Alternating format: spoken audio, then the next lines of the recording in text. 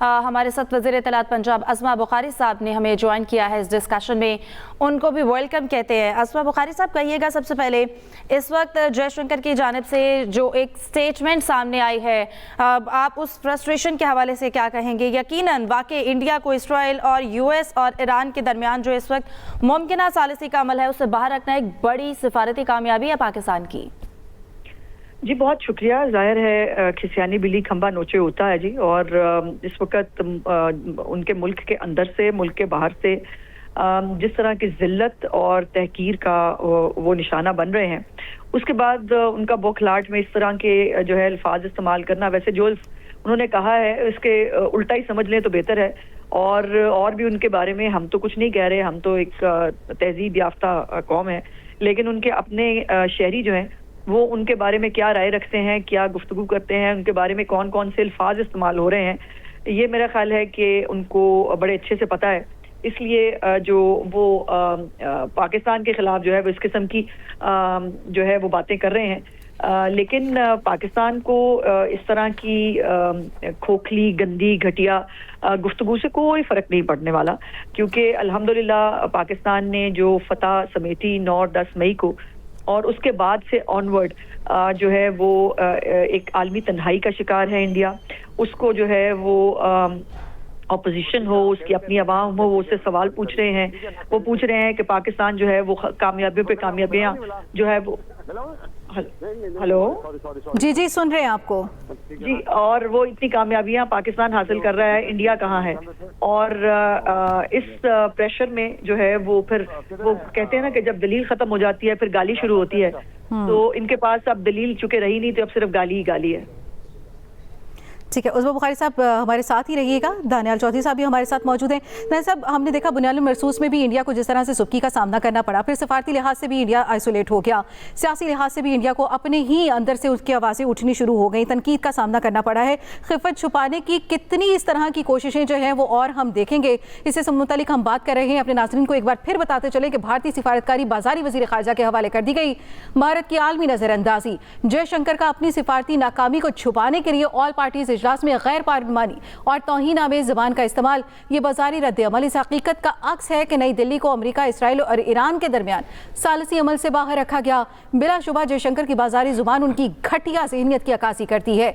ऐसे मुल्क के वज़ीर ख़ारजा की अक्कासी जिसका शुमार जिस्म फरोशी, रेप और समाजी बुराइयों में सर फहरिस्त ममालिक में होता है।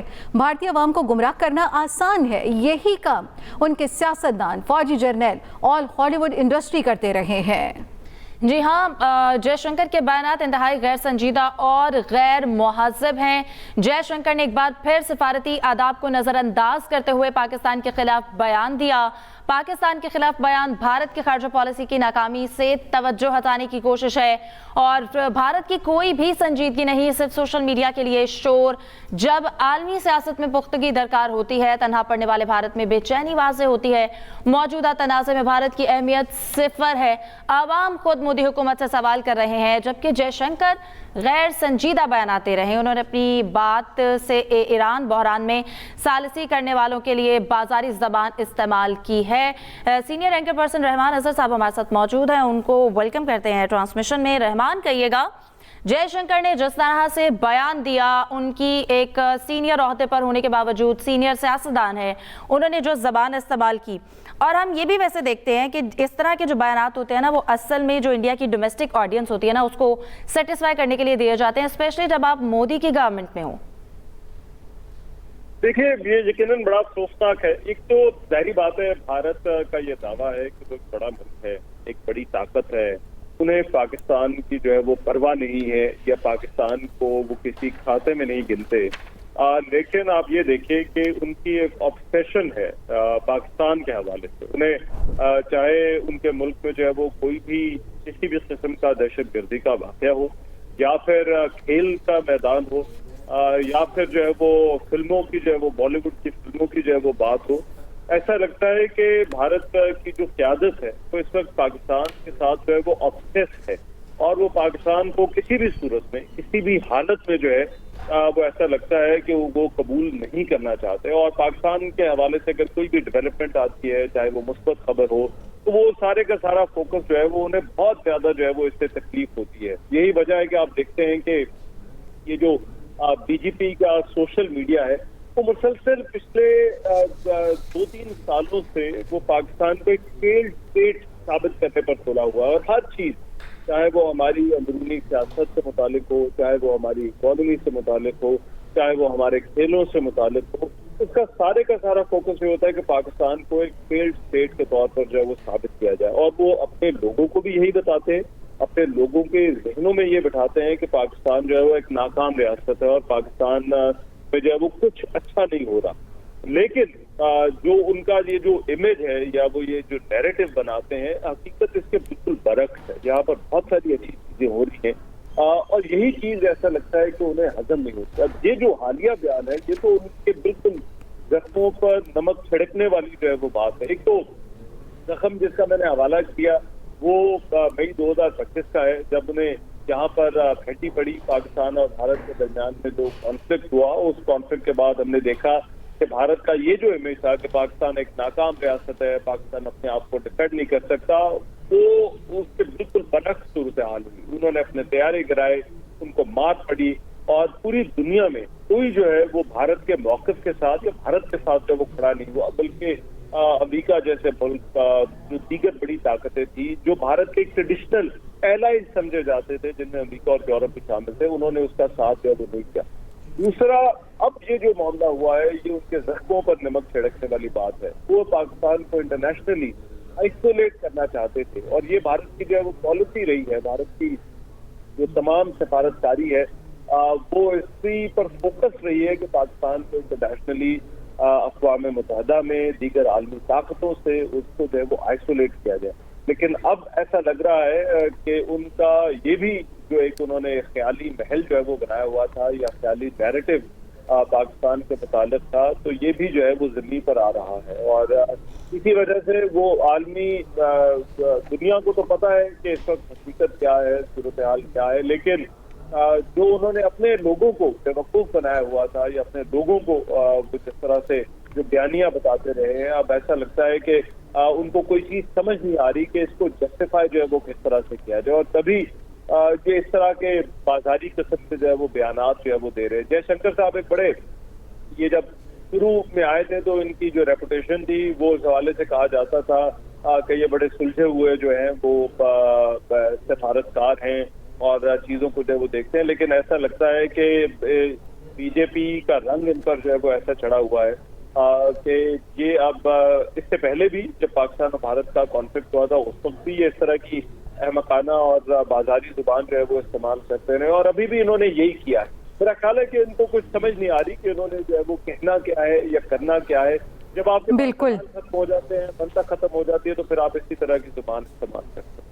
जिस तरह रहमान आपने कहा कि हमसे बड़ी मईशत है, हमसे बड़ा मुल्क है, हमसे ज़्यादा बड़ी आबादी है और हर जगह पे हर मखास पे सुबकी के बावजूद भी इस तरह का रवैया सामने आना और इस तरह की ज़ुबान इस्तेमाल करना डेफिनेटली ये किसी भी सूरत काबिल कबूल तो है ही नहीं है। लेकिन इस वक्त सबसे ज़्यादा तकलीफ पाकिस्तान के सालिसी के किरदार को लेकर हो रही है।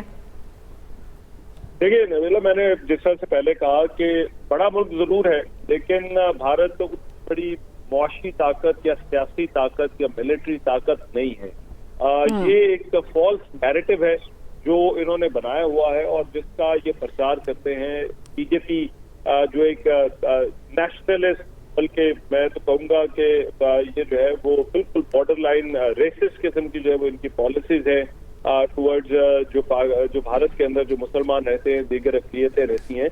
ये इनका एक नैरेटिव है और ये सिर्फ फिल्मों में और जो अपनी बयानात हैं उनमें साबित करने की कोशिश करते हैं कि ये जो है कोई बहुत सुप्रीम जो है वो भारत जो है वो मुल्क बन गया है, बाकी दुनिया यहाँ पर आ रही है, इनके पैर पकड़ रही है। लेकिन आपने देखा कि जब पाकिस्तान और भारत का जब कॉन्फ्लिक्ट हुआ तो उस वक्त दुनिया ने जो है वो इनको कैसा जवाब दिया और ये जवाब इनको कोई नया नहीं मिला। ये 2-3 साल में आप देखते हैं भारत की जो मैशत के हालात है, भारत अपनी एक बॉलीवुड इंडस्ट्री को जो है वो लेकर वहीं से जो है वो अपने ये तमाम जो है वो अपना नैरेटिव बेचने की कोशिश करते हैं, लेकिन इसके अलावा उनके पास कुछ है नहीं। और जो कुछ उनकी फिल्मों में और उनके नैरेटिव में दिखाया जाता है वो हम पाकिस्तानियों से बेहतर कौन जान सकता है कि उस उसके अंदर कितनी हकीकत है। मेरा ख्याल है दुनिया को भी अब इस चीज का एहसास जो है वो होना शुरू हो गया है कि ये किस तरह से झूठ बोलते हैं, किस तरह से इन्होंने एक ख्याली महल बना रखे हैं जो भारत की मैशियत के हवाले से हैं, भारत की सियासी ताकत के हवाले से अंदर से ये बिल्कुल खोखले हैं। और यही खोखलापन जो है वो इनका जो है वो इस तरह के बयानात में भी नजर आता है। और जब पाकिस्तान को इस तरह का कोई किरदार मिलता है जहाँ पर दुनिया पाकिस्तान की तरफ जो है वो देख रही है या दुनिया इस बात को सराह रही है कि पाकिस्तान का एक किरदार है, पाकिस्तान उस टेबल पर मौजूद है जहां पर ये बात हो रही है कि ईरान और इसराइल और अमेरिका के दरमियान की जंग है उसको खत्म किस तरह से करना है। और ना सिर्फ हमारे अपने लिए तो ये अच्छी बात है, लेकिन पाकिस्तान एक मुस्बत मुल्क के तौर पर एक मुस्बत सिफारतकारी के जरिए जो है वो अपना किरदार जो है वो अदा कर रहा है, ना कि तकरीबकारी के जरिए। भारत ने एक एलाय पूरे रीजन में ढूंढा और वो अफगानिस्तान के तालिबान जो थे वो थे।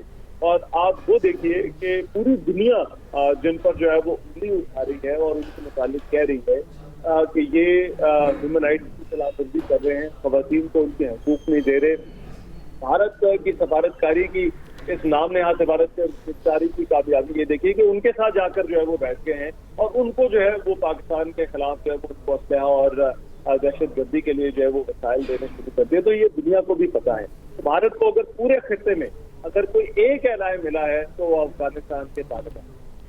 सही हम देख भी रहे हैं रहमान कि इस वक्त पाकिस्तान की जो बढ़ती हुई डिप्लोमेटिक स्पेस है, भारत इस इंगेजमेंट से बहुत ज़्यादा हमें क्या कहते हैं डिसअपॉइंट नज़र आ रहा है और उसको काउंटर करने की ज़रूरत इस वक्त जो है वो रिएक्ट भी कर रहा है, डिफेंसिव हो रहा है। रहमान साथ ही रहिएगा, यहाँ पर बताते हुए चलते हैं कि भारतीय वज़ीर ख़ारजा जयशंकर के बयान के बाद सिफारती आदाब और ज़बान के इस्तेमाल पर नई बहस छिड़ गई है। भारतीय प्रोफेसर अशोक स्वैन की जयशंकर के बयान पर कड़ी तनकीद और एक सिफारतकार को ऐसी ज़बान इस्तेमाल नहीं करनी चाहिए। अशोक स्वैन की जानिब से नाज़िबा अल्फाज इस्तेमाल करने पर यह बयान सामने आया। उन्होंने कहा ये अल्फाज गुंडों की ज़बान है, न कि किसी मुल्क की नुमाइंदगी करने वाले सिफारतकार की। अशोक स्वैन ने यह भी कहा है कि आलमी सतह पर किसी मुल्क की नुमाइंदगी करने वाले को मुहज़्ज़ब और जिम्मेदाराना ज़बान इख्तियार करना चाहिए। तो भारत के अंदर से ही इसके ऊपर तनकीद भी की जा रही है, जिस तरह की जयशंकर की जानिब से ज़बान इस्तेमाल की गई है। भारतीय वज़ीर ख़ारजा हैं, आप इस वक्त एक अथॉरिटी की पोजीशन पे हैं, एक सीनियर पोजीशन पर हैं, उसके बावजूद इस तरह की ज़बान इस्तेमाल करना जयशंकर की जानिब से जो इस वक्त भारत में फ्रस्ट्रेशन नज़र आ रही है पाकिस्तान की एक स्पेस और इंगेजमेंट को देखते हुए, वो इन अल्फाज में वाज़े है। भारत इस वक्त बिल्कुल डिफेंसिव पोजीशन पर आ चुका है और जिस तरह के सफारती आदाब को बालाए ताक रखते हुए ज़बान इस्तेमाल की गई। रहमान, अशोक स्वैन की जानिब से भी जो इस वक्त इस सामने आई इनकी ज़बान इस्तेमाल करने पर उन्होंने जिस तरह से मजम्मत की है, नई बहस छिड़ गई है, खुद से क्रिटिसाइज कर रहे हैं। आप क्या समझते हैं इस वक्त इंडिया का इस टेबल से बाहर रहना, क्या कह सकते हैं ये एक डेलिब्रेटली उन्होंने साइडलाइन किया है और इसके साथ साथ ये कहना कितना ठीक होगा कि एक मुल्क जो ब्रिज बन सकता था वो अब पोलराइजेशन का शिकार हो गया? नहीं, मैं इन दोनों बातों से एग्री नहीं करता। एक तो डेलिब्रेटली वो बाहर नहीं है, उनको दुनिया ने बाहर किया और दुनिया इस वक्त ये समझती है कि ये जो कॉन्फ्लिक्ट है इसमें भारत की कतई कोई जरूरत नहीं है। दूसरा, भारत ने खुद अपने आप को पोजीशन इस तरह से किया जिसमें भारत के अंदर की ये बात हो रही है, वहाँ पर जो है वो ये तज्जियाकार है वो ये कह रहे हैं कि भारत ने इसमें एक ही पार्टी चुनी इस कॉन्फ्लिक्ट के अंदर और उस पार्टी ने भी भारत को जो है वो नहीं चुना। आपको याद होगा वो इसराइल के दौरे पर जब हमला हुआ ईरान के ऊपर, तो ईरान के ऊपर हमले से एक दिन पहले जो है वो नरेंद्र मोदी इसराइल के दौरे पर गए। पूरी दुनिया में कोई मुल्क इसराइल के साथ उसकी पॉलिसीज की वजह से खड़ा होता हुआ नजर नहीं आना चाहता, लेकिन भारत ने ये चूज किया कि वो जाकर इसराइल का, भारत के जो वज़ीर आज़म है वो जाकर इसराइल का दौरा करेंगे और वहां जाके खड़े हो गए। देखिए, ये बिल्कुल उसी तरह से जो मैं पहले बात कर रहा था कि भारत का दूसरा एलाई कौन है, दूसरा एलाई जो है वो अफगान तालिबान रजीम है। तो ये वो एलाइज है जिनको दुनिया ने मुस्तरद किया है। तो भारत की जो सफारतकारी है उसकी पोजिशनिंग आप देखिए वो किस तरह से दुनिया भारत के इस रोल को जो है वो एक्सेप्ट कर सकती है कि जहां पर भारत अफगान तालिबान रजीम के साथ खड़ा हुआ है और इसराइल जैसे मुल्क के साथ खड़ा हुआ है।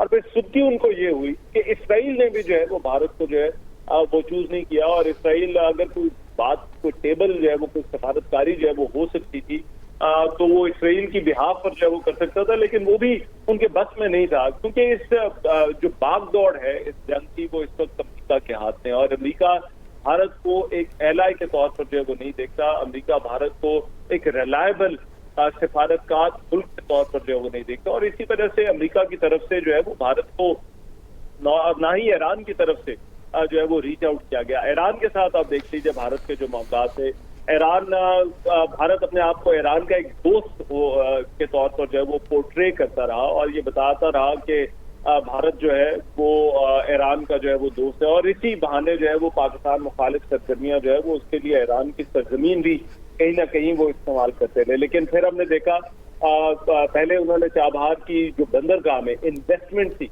वहां पर जो है वो अपनी सारी की सारी इन्वेस्टमेंट जो है वो इसराइल और अमेरिका के दबाव में आकर जो है वो वहां से अपनी जो है वो पुल आउट कर ली।